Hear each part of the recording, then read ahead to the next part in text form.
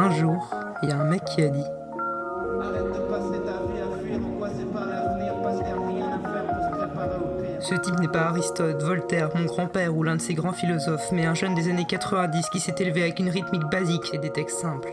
Et même si rien n'est simple en ces temps difficiles, si fixer l'horizon ne fait qu'assombrir sa ligne, je voulais vous adresser quelques mots inespérés dans l'optique désespérée de vous redonner un peu d'espoir.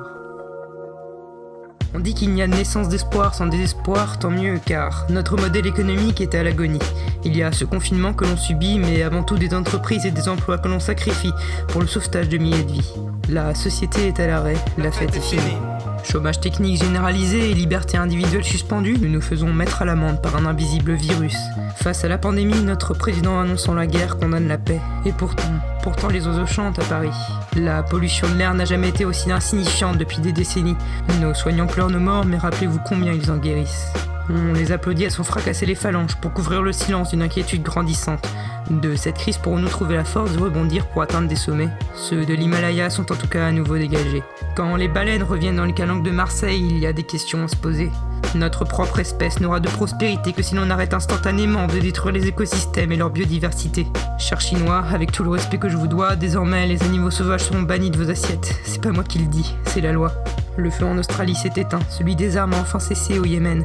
Là où les morts s'enchaînent, des naissances surviennent, les pandas s'accoupent dans l'absence des visiteurs. Dans quelques années, on parlera de 2020 pour ces baby-boomers. Génération d'éveillés, nous ne pouvons que l'espérer.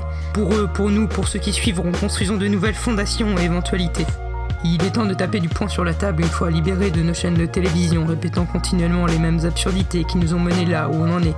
Rien qu'en Asie, l'amélioration drastique de la qualité de l'air due à l'arrêt des activités de leurs innombrables industries a permis d'épargner plus de 20 fois le nombre de vies perdues du fait du virus. Ce seul constat devrait suffire à comprendre à quel point le capitalisme tue.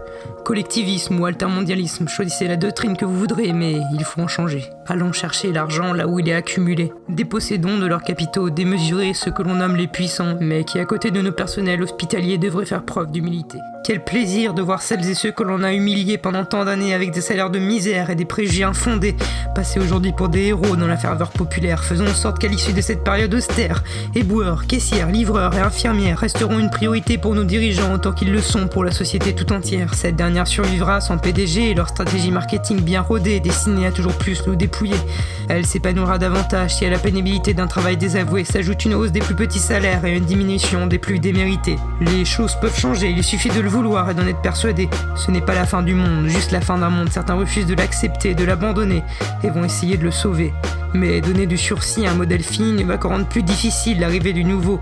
Repartir au front avec les mêmes armes, c'est accepter la défaite, accepter la mort, accepter le chaos. Alors fais-en ton combat et ne t'abandonne pas, promets-toi de ne jamais laisser sur les côtés de la bonne voie une partie de ta bonne foi. 2. Quoi qu'il arrive, faire preuve de bon sens pour donner à ta vie un sens, car tout le monde souhaiterait un monde meilleur. Et au final, qu'en est-il?